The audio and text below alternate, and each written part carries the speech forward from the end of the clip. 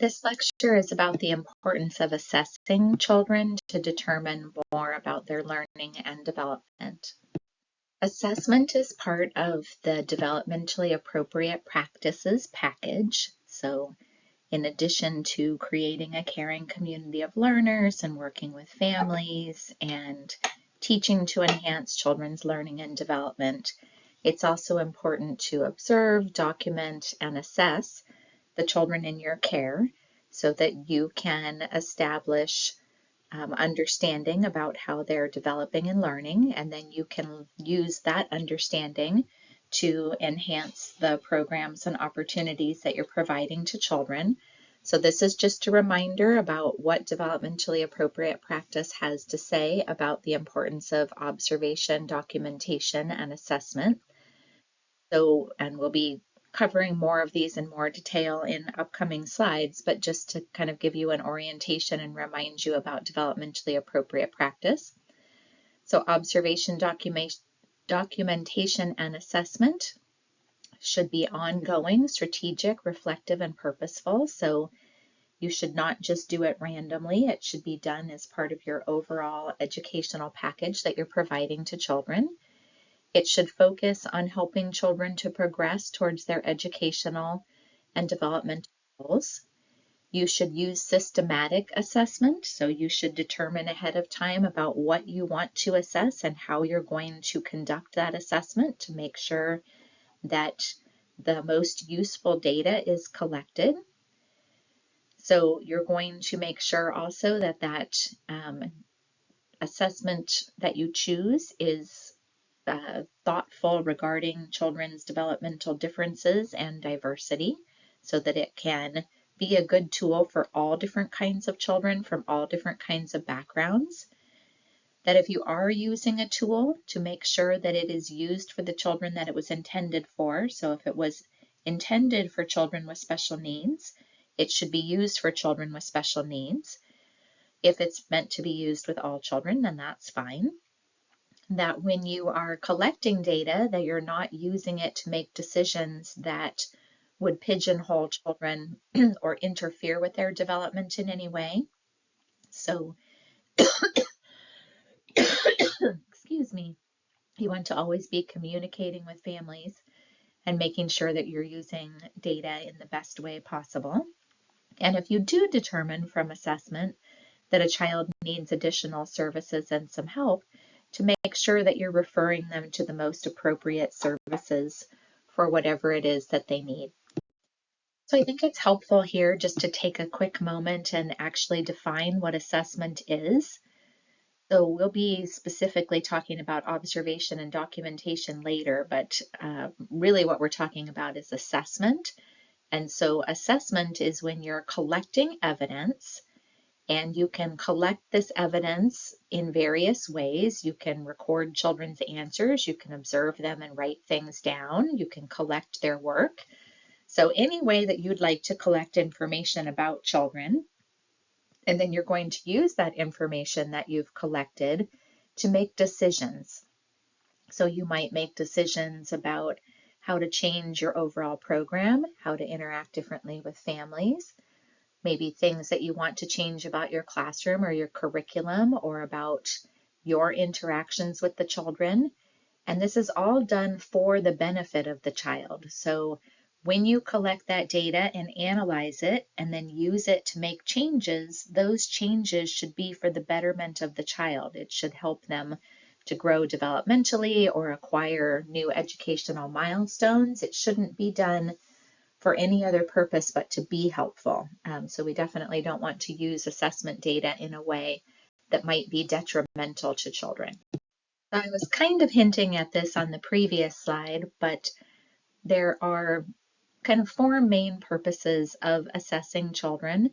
So one is collecting data and analyzing it and using it for the purposes of improving our own teaching and children's learning. So what can I do better as a teacher, as a program, as a classroom that helps children to acquire educational and developmental milestones?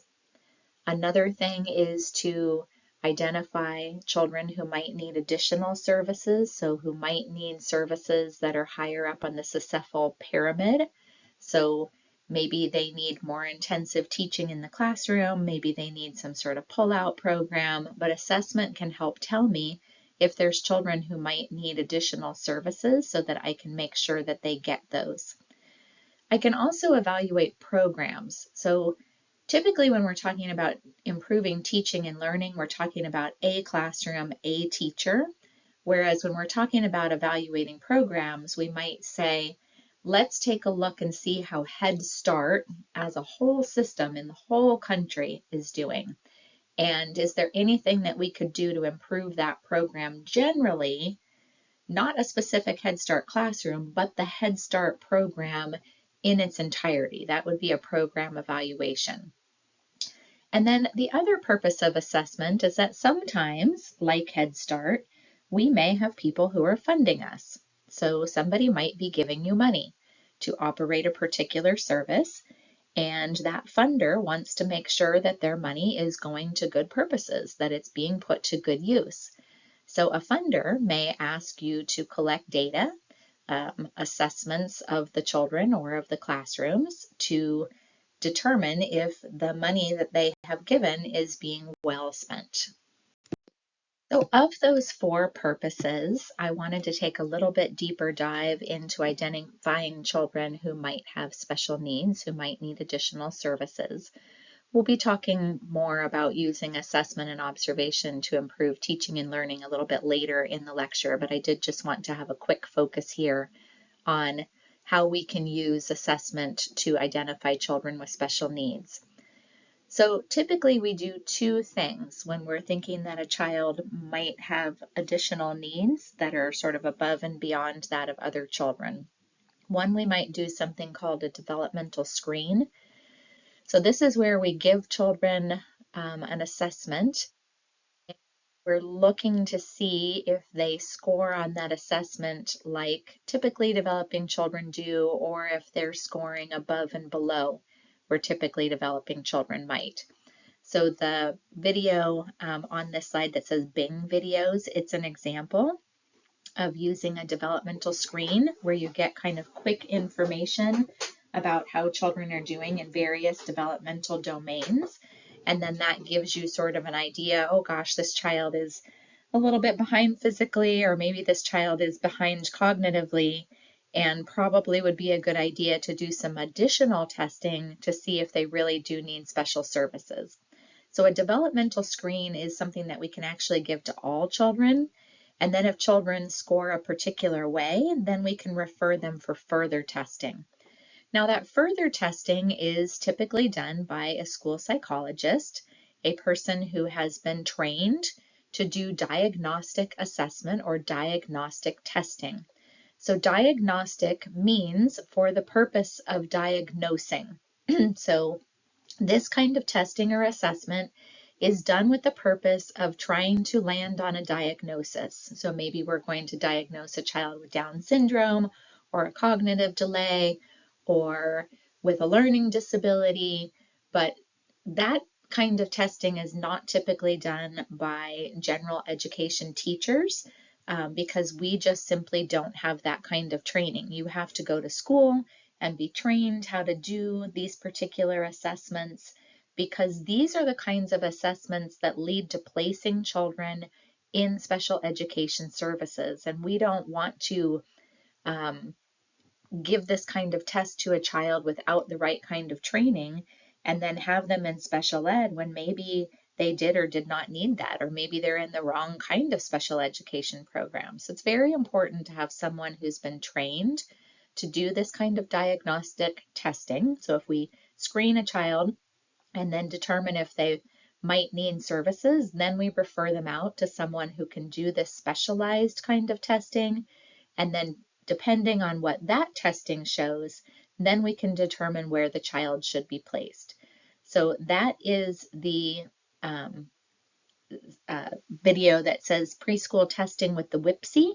The WIPSI is like a IQ test for determining if very young children might have cognitive developmental disabilities. And then the article on this at the bottom that says screening and assessment in early childhood, it's just a handout to help you better understand the difference between developmental screening and diagnostic testing. So this little quiz is based on the article on the previous slide. So the article that I was just saying helps you understand the difference between diagnostic testing and screening. So after you've taken a look at that article, then you can answer the question on this slide.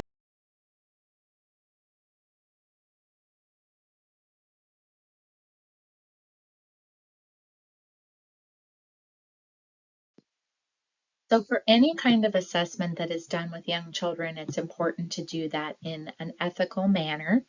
So one piece of ethics is what I was just talking about, saying that if you are not specifically trained, if you are not a school psychologist, you should not be doing diagnostic testing. You should not do the kind of testing that makes placement decisions for children, because that's not ethical, because we don't have the specialized knowledge to be able to make those kinds of decisions. So it's very important when you are engaging in any kind of evaluation assessment of children to think about those kinds of issues and other ones as well. So I'm going to talk more specifically about different ethical considerations, but I did want to highlight for you that NAAYC, which again is kind of our premier professional organization, has some thoughts on this subject. So they have stated, according to NAAYC and the National Association of Early Childhood Specialists in state departments of education, ethical, appropriate, valid, and reliable assessment is a central part of early childhood education. These professional associations call for assessment methods that are developmentally appropriate, culturally and linguistically responsive, tied to children's daily activities, supported by professional development for teachers, inclusive of families, and connected to beneficial purposes. NAAYC's Code of Ethical Conduct, which many of you reviewed, states that the goal of assessment should be to benefit children by making sound decisions about teaching and learning, providing access to intervention services, or improving the quality of the program. So there's a lot to unpack in there, which we're going to be doing on the next few slides. So a lot of this we're going to get to in just a couple slides. There's a couple points that we'll be getting to later in the lecture. So the piece about assessment needing to be valid and reliable, that will be kind of later on down the slides, but we'll be touching on all these different points before we get to the end of this lecture. On the next two slides, we're going to walk through some specifics about ethical or effective assessment practices with young children. So one, any information that you gather should be private and confidential. It shouldn't be shared with other folks. It shouldn't be shared with folks who don't need to know. So you don't go tell another parent about something that you learned about a child. You ask a parent before you tell other professionals. So you should always be careful and circumspect with data that you collect. When possible, we're going to use something called authentic assessment. So authentic assessment is when we try to observe children in natural settings. So we observe them during play, when they're playing with their friends. We try not to pull young children out to strange rooms with strange people at strange times and do tasks that they're not normally used to doing. So taking a child out to a testing room, asking them a bunch of questions, having them do some sort of paper pencil measure when they can barely write. So anytime we're assessing young children, as much as possible, it should be in context that they know well, with tasks that they normally engage in, so that we can see what they're really able to do. We can see sort of their best developmental self, not their nervous developmental self, or a developmental self that's not well represented in that kind of unusual, strange space.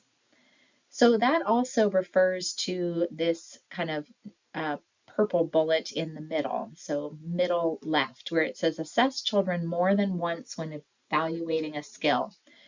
So a piece of authentic assessment is not just assuming that you can go in once and get the information that you need. That child may be very aware that you are watching them during that time and may not be their typical self. So the more you come, the more you're likely to see a child as they really are. I was talking to a friend today, and her child is new at a center. And the center said, oh, we think she's getting sick because she's being kind of sassy. I could talk all day about the word sassy. There's a little bit of a negative connotation there, but we'll let that one go for now. But the mom said, no, she's always, that's who she is as a person. She's just getting comfortable here and you're seeing the real her. She's not getting sick.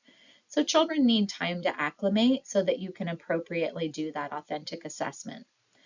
We also, because we are not diagnosticians, we have not been trained to diagnose children officially as a general rule, unless you go on to be a medical doctor or a school psychologist. You are very likely not trained to make diagnoses. So if you're not, you need to be very careful about making interpretations from the data that you collect, assuming a child is sick, assuming a child is sassy, assuming a child can't do something just because you didn't see them do it. So we really want to collect as much data as we can and then be very cautious in how we think about it and what we do with it. We definitely don't want to make decisions about children's lives that are really important. It is great to think about maybe some simple goals and objectives, a way that you might offer more exciting, engrossing activities, how you might change your own behavior to better match the child's abilities, but not to sort of take it to the next level and then be diagnosing children and offering or limiting services based on your decisions about them. We also always need to consider culture and language.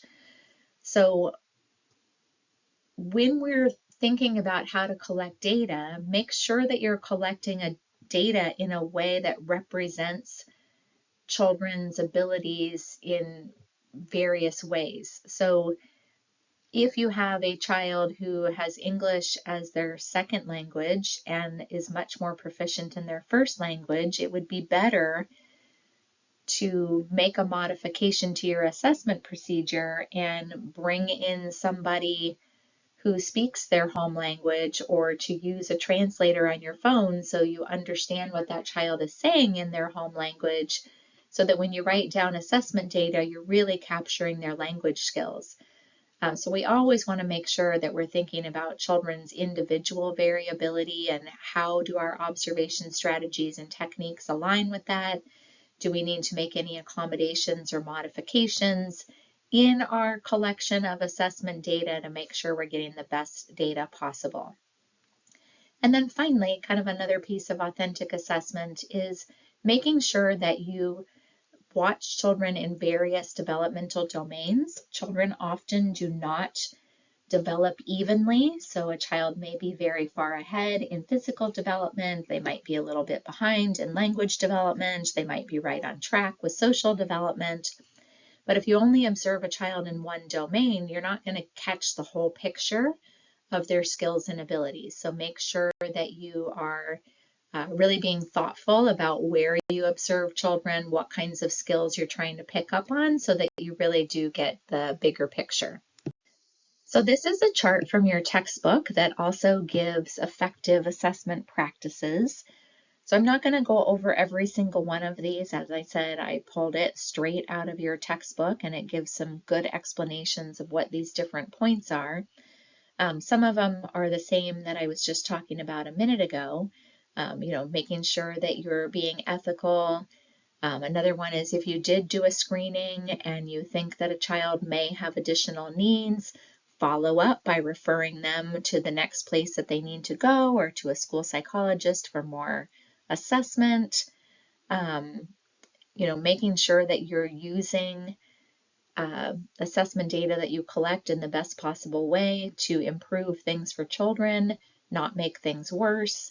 Talking with families about the assessments that you're doing so they make sure they understand what is happening in that particular arena. So just kind of a follow-up on some of the things we talked about on the previous 2 slides.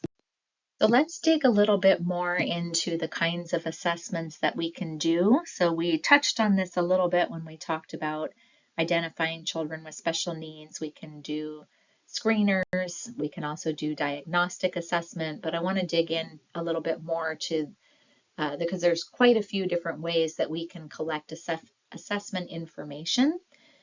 So I want to start by talking about that we can collect formal and informal assessment data.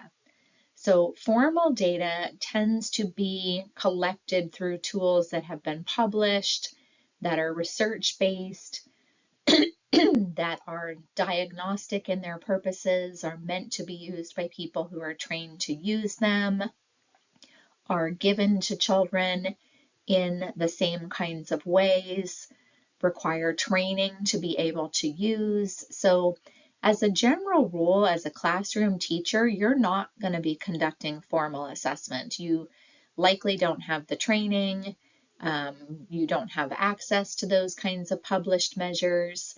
The closest you might come is if you work in an elementary school classroom and children are taking state tests, and it's your job to administer that test, but you're not going to score it and you're not going to necessarily do anything personally with the data. You're just there making sure that when children take that formal assessment that nobody's cheating and everybody's bubbling in their little bubble test the right way. But as a general rule, classroom teachers don't really do formal assessment so much. We tend to do more informal assessment, where we're surveying people, we're giving teacher-made tests, we're asking children questions, we're observing children when they're playing, we're collecting samples of teachers' work. When my kids were little, at the end of the year, I would get a packet that showed their writing skills from the beginning to the end of the semester, and then I was able to see how much progress they had made. So generally, classroom teachers are leaning more into the informal assessment realm, not so much the formal one, but sometimes we do, and we'll talk a little bit about that more in a minute. So whether you are doing formal or informal assessment, there are main ways to collect information, and those main ways of collecting information can either be formal or informal. So we're going to be talking in this lecture, we're going to talk about observation strategies, we're going to talk about interviews, we're going to talk about portfolios, and we're going to talk about standardized assessment measures. So on this graph to the right, observation strategies are generally in the criterion referenced methods. Interviews and some observation strategies are up in narratives. Quantitative methods sometimes include some of the observation strategies, but also include standardized assessment measures. And then portfolios are typically when we're talking about work samples, just to kind of relate the words on this slide to the graphic on the right. But I do just want to dig in for a minute to different kinds of observation strategies. Now, I'm not going to go into a lot of detail because I'm assuming that you're going to have the observation methodology class. If you're majoring in child development or early childhood studies, that is generally a required class. So I am assuming that you're going to get that kind of information in much greater detail. So I'll just give a quickie. So a running record is when you write down everything that's happening in real time. An anecdotal record is when you write down everything that has happened after the fact. So running record, writing down everything that's happening in real time in the present. Anecdotal record, writing down everything that already happened in the past. Frequency counts. This is where you're looking for a particular behavior and you're going to count how many times you see it. So I want to know how many times a day John hits someone. And every time John hits, I'm going to mark down a tally mark on my piece of paper. Checklists. This is a way that you can note if children are doing something or not. So a checklist is when you are writing down, so maybe you have a list of things. So child can jump 1 foot. Child can cut with scissors. Child can hold a pencil with an adult-like grip. And you're going to either mark off yes or no. So a checklist is, does a child do something or not? And then finally, we have rating scales. So a rating scale is not whether a child does something or not, but how often they do something or how much of something they do. So on a scale of 1 to 10, how well does the child run? On a scale of 1 to 5, how much do you like this thing? So checklist, presence and absence, rating scale, how much of something or how often. So then we have interviews, and you can also watch more about observation strategies on the video marked Bing videos on this slide. Interviews are when we ask people questions. So again, that would be part of a narrative. So I ask you questions and I write down what you've said. A portfolio is collecting work samples from somebody, and you can see on the graphic to the right the various kinds of work samples that we can collect. And then standardized assessment measures are measures that are meant to be used in the same way for each person who takes them. And they are typically published, but not always, but they are meant to be used exactly the same way every time, without deviation in how they're implemented from each other. And we'll talk about all these more on the upcoming slides. This information is similar to information that we already covered related to ethical and effective practices with assessing or collecting data from young children, but I did want to note that it also applies to those different observation techniques that I talked about on the previous slide and that are talked about in the video related to different kinds of observation. So it's related again to that. Don't be judgmental when you're observing. Observe children at various times of the day in different contexts, in their different developmental selves, making sure that you're using some sort of recording system, even if it is just a running record, to make sure that you're writing down what you were intending to write down, that it gives you something to focus on so that you're not just seeing what you see rather than seeing what you were hoping, what you were intending to go in and observe, to try and avoid being biased towards individual children, particularly in the context of culture and ability. And then also, we're going to talk about this a little bit more in a minute too, but collecting data from lots of different constituents. So having different teachers do observations, asking the children themselves, talking to families. It's called triangulation of data, where you collect data from multiple sources and then you use it to create kind of a data package that will help you to be more effective in your evaluation of the data that you've collected. This slide has some information about interviewing. So you can ask children questions. You obviously have to consider their age, which is often why we do observational assessment of young children, because it's difficult to interview children who are pre-verbal or newly verbal. So young children aren't always the easiest interview subjects, but we can get a lot of information from watching them play and just doing the things that they do. So observation is sort of the preferred method of collecting data from young children or work samples, but interviews could be useful if the child has sufficient verbal abilities. Oftentimes interviews are used in more clinical settings, so with children and families who may be struggling in some way, or if they are, have been referred to the social work kind of criminal justice system, that may be also a time to do interviews with children. So typically when we're collecting interview type data, related to children's development, we might either ask the children themselves or we ask their family members for information. So the videos on this slide are actually from a more clinical social work kind of setting, and they are with slightly older children so that you can get an idea of what kinds of things we might ask in an interview and what kind of data we might be looking for in that particular kind of assessment. But again, if you're working with younger children, observation is really kind of the main source of assessment data, along with portfolios, and then interviews and standardized measures, which we'll talk about in a couple slides here, tend to be used less often.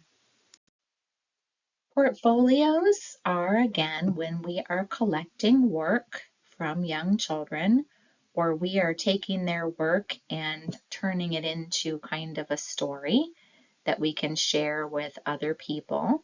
But when we're doing that kind of thing, a lot of times we refer to it as a portfolio. So if you've ever existed in the art world, you know that people keep portfolios. My son studies fashion, and he has a portfolio of all the collections that he's made and the graphic work that he's done, because he wouldn't just be writing things down on paper he's done. He needs to show people the products of the things that he's been working on.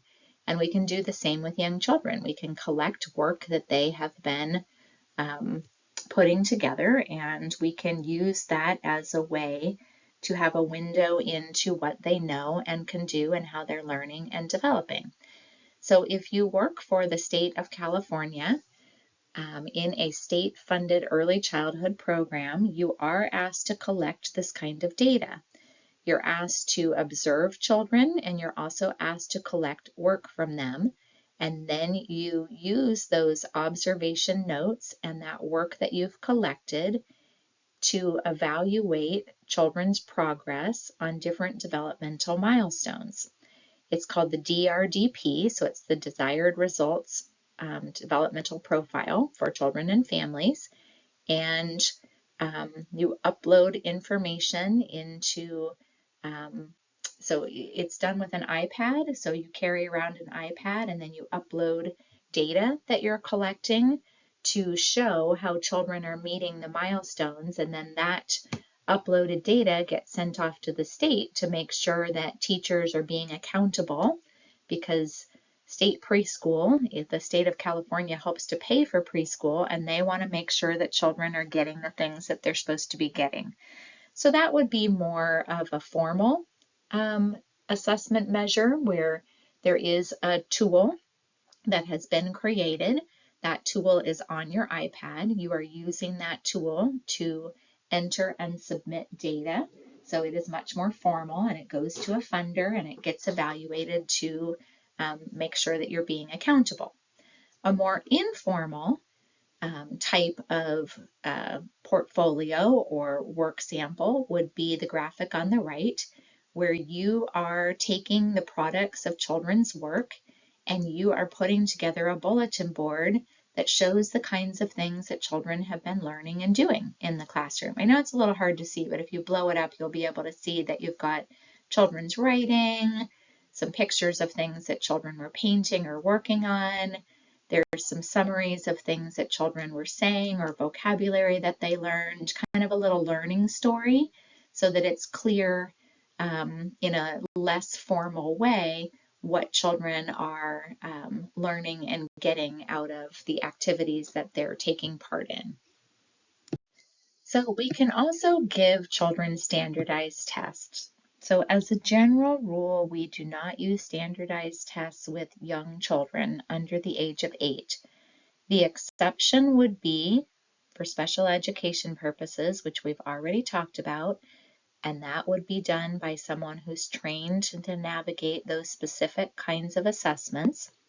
But there are standardized measures that can be used to help screen and diagnose children who may need special education services. So those would be considered to be standardized or formal tests that are published, meant to be used in a particular way, have evidence to show that they are effective tools to be using, not kind of a running record and formal observation in your classroom, but something kind of specific and outlined in a particular way.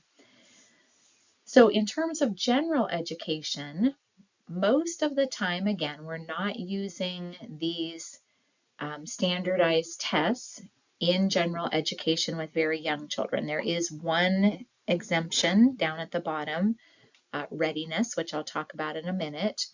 But most of the time when we're talking about standardized tests, we don't start those until around age 8 or 3rd grade. So for example, in the state of California, once children reach 3rd grade, they start to participate in some of the smarter balanced or standardized tests in their classroom, and that data gets sent to the state to see if children are meeting their milestones or the Common Core standards that elementary schools use to assess how well children are doing.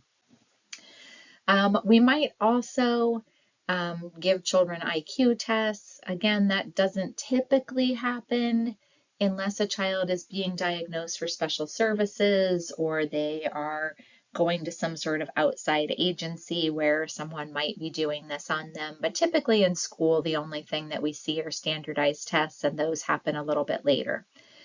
But sometimes some schools and some states assess children to see if they will be ready for kindergarten. So it's really more of a screener. So it's more of a developmental screen where you give children a little assessment and then determine if they are meeting some of the standards that kindergarten is going to be focusing on. So I would encourage you to watch the video on this slide that says Bing videos. So this is a video about a state that does kindergarten readiness assessment. So the KEA means kindergarten entry assessment.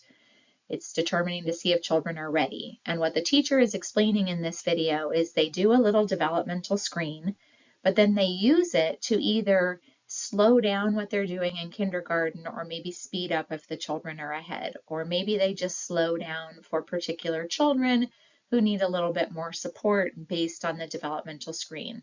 So it is not meant to keep kids out of kindergarten. It's not meant to hold anybody back.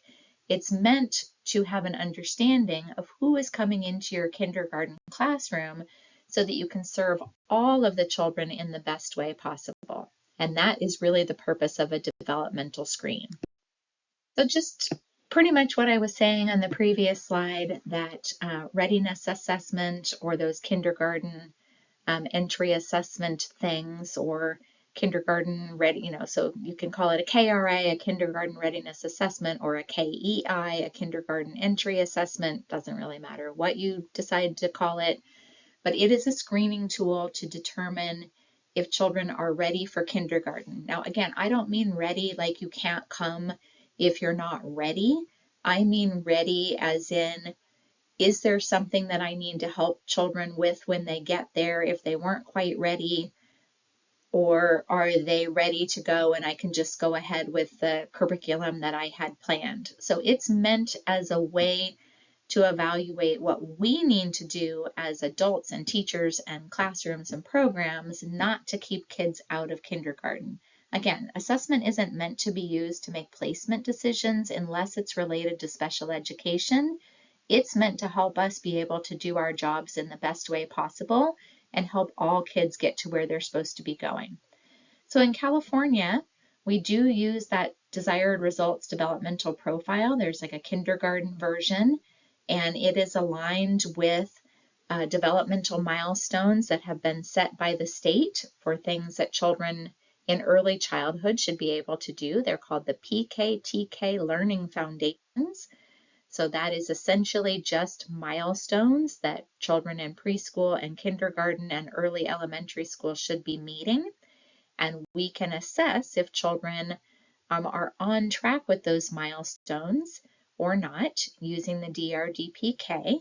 And then we can take that data and then we can make adjustments to our teaching when children enter our kindergarten classrooms. Just like there are effective practices that you do need to implement, there are also practices that you should avoid. So on the next slides, we're going to be talking about the following things that you should avoid, or that you should assure that are happening. You should assure that your measurements are reliable and valid. You should collect both summative and formative assessment data.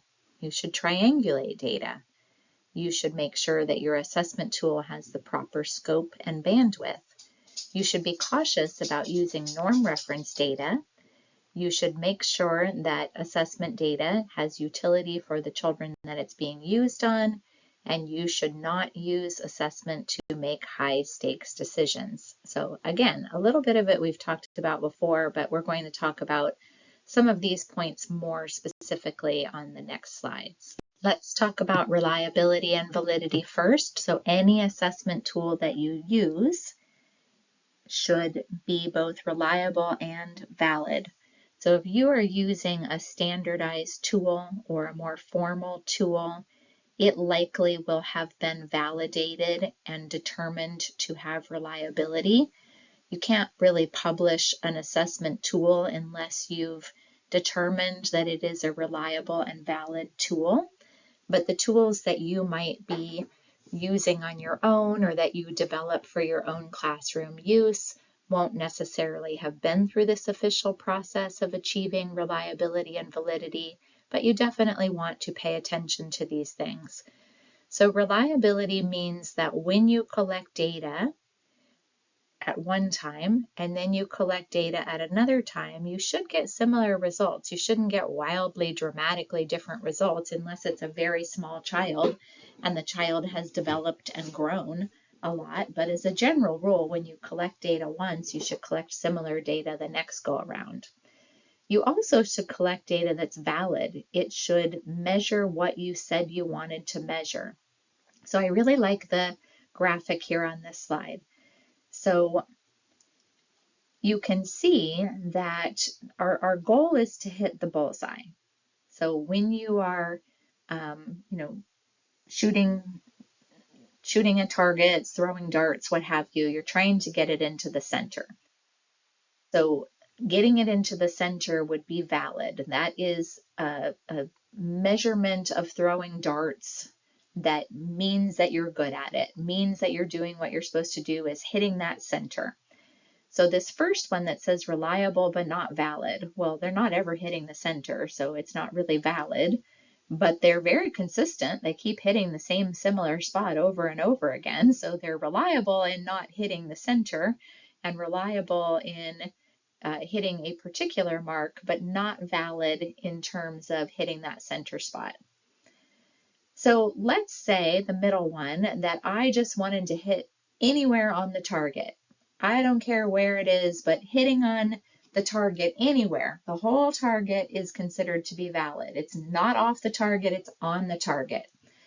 So the middle one, you can see they're not particularly reliable. They don't seem to be able to hit it next to each other or in the same spot, but they're making it on the board every single time, so that's valid. The last one, they are hitting right on the center and they're being very consistent about where the darts land every single time, and that would be reliable and valid. So we want to make sure that if we set out to measure aggression, that we're measuring aggression. If we set out to measure pro-social behavior, that we're measuring pro-social behavior. And that if we're measuring aggression and pro-social behavior, that we're getting similar results each time. If we're getting wildly different results each time we do our assessment, it's probably not a particularly reliable tool. Another consideration of the type of data that we collect is that we want to be collecting formative data more than we worry about summative data. And you can watch the video on what formative data is on this slide. So summative data is like you're in a class and at the end of the class there's going to be one huge test, and if you fail it, you fail the class. It's meant to evaluate the entire class worth of knowledge and see if you know it. It's high stakes, it happens one time, It's a final evaluation at the whole thing. It occurs at the end of the semester. One big hurrah to see if you know what you're supposed to know. That's not really a good idea with any learner. And if you're ever in a college class that does that, that's not really very effective assessment strategies. It is much better to evaluate people in kind of smaller chunks along the way to see if people are picking up concepts as you go. So when we're assessing children, we want to assess them throughout the year to see how they grow and how they change and how they're acquiring new information all along the way of the year, not just one time at the end. So we want to be collecting data during the learning process. We want to be able to use the data. If you only collect data at the end, you're not going to be able to fix how you're teaching for any of those learners. If you collect formative data along the way, then you can adjust and alter your teaching strategies to best meet the needs of the students that you're working with. So formative over summative, and definitely formative for younger children. As I mentioned earlier, it is important to triangulate data. Now, I talked about data triangulation as the last bullet on this slide. I talked about getting information from different sources. So asking the children themselves, asking their other teachers, asking other children about them, asking their family members, and putting all that data from different sources together. But there are other ways that we can triangulate data as well. I can triangulate data by using various types of assessment tools. So I can collect work samples, I can record children's conversations, more of that narrative approach, I can do observational assessment of them, and I can take all those different kinds of assessment data and put them together to have a package of how the child is doing. I can assess learning outcomes in more than one way. So I can if we're talking about older children, which we're not necessarily talking about, so like in a college class, I can have you take a multiple choice quiz. I can have you create a creative project. I can have you write a paper. I can have you go out and do real-time practice with young children. So I can find various ways to tap into what you know, because maybe you're better at one way or another. Maybe you're not so good at the writing part, but you're really good at working directly with children. Maybe you're not so great at working directly with children, but you're really good at creating things on a PowerPoint or something more art-based. So the more different ways that I can collect information, the better. I can make sure that I am looking at both what children do in a class setting and what they do outside. So how do children behave in the classroom versus how do they behave at home? Are children very talkative at home and they're not so talkative in the classroom? Are children very artistic in the classroom and they're not so artistic at home? So I want to make sure that I'm always pulling data from different kinds of settings as well as different kinds of constituents or people. And then once I have all those different kinds of data points, I can put them together to have a much clearer picture of how the child is doing developmentally. So I talked about this a little bit previously, but just to make sure that we definitely have this one down, assessment for young children should have broad scope. So one, it should address the whole child, all of the different developmental domains. So I should be looking at children socially, emotionally, cognitive, with regard to their language, physically, their health status, their literacy skills, their creativity skills, all the different kinds of things. I want to have a whole big picture of the child to make sure that I really understand what their abilities and needs are. I also want to make sure that I'm looking at things with a broad cultural lens, that I'm thinking about how culture and language and socioeconomic background factor into what children know and what they're able to do and what kinds of experiences they've had and how they might perform on different kinds of assessment tools. So I really need to think very broadly about the child to make sure that I'm choosing tools and using assessment tools in a way to be most representative of the children that I'm trying to collect data from. This is a very useful article on this slide to talk with you about kind of this holistic approach and how that can inform your teaching strategies. So this is talking about being cautious about norm reference data. So there are two kinds of data that we can collect from assessment. Usually we're talking about formal assessment and standardized assessment when we're referring to norm or criterion referenced. But we want to, as much as we can, lean into criterion referenced. So criterion is, let's say that generally by the age of 5, children can walk up and down the stairs with alternating legs. So what I can do is I can get the 5-year-olds in my class and I can see how many of them meet that milestone, how many of them can walk up and down the stairs with alternating legs. If they can, then they have achieved that developmental milestone, and if they haven't, then they have not achieved that developmental milestone. So the criterion in this example is being able to walk up and down the stairs with alternating legs. I don't care how they compare to their friends. I care how they compare to that criterion. Are they meeting kind of what's typical for children of their age? If I was doing norm referenced, I'd say, well, John is doing better than Mary, and Mary is doing better than Haley, and Haley is doing better than Jose. That would be norm referenced, where I'm comparing the children in the class against each other rather than on some predetermined criterion. For various reasons, we don't really want to compare young children to each other because all children have different things going on. All children have different experiences and abilities and cultural backgrounds and opportunities. And so it's much more appropriate with young children to use those developmental milestones as our criterion and compare children to that rather than comparing them in some arbitrary way to how they do in relation to someone else in the classroom. I want to wrap up this lecture by reminding that assessment should be positive and good for children. It should have utility to them. So utility means that it is something that is helpful to us rather than harmful.